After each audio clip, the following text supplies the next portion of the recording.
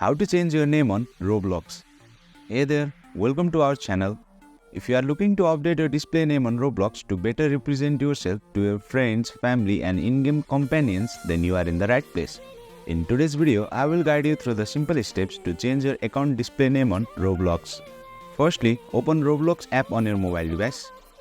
At the bottom of the screen, tap on the 3 horizontal dots.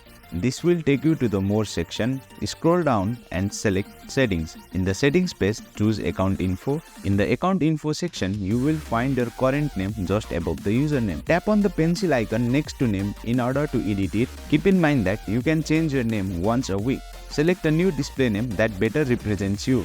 For example, I want to change it to Insightful Tutorials. Once you have entered your display name, tap on Save to confirm the changes.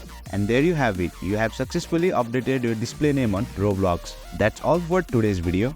If you found this video insightful, please don't forget to hit the like button and subscribe to our channel for more insightful tutorials.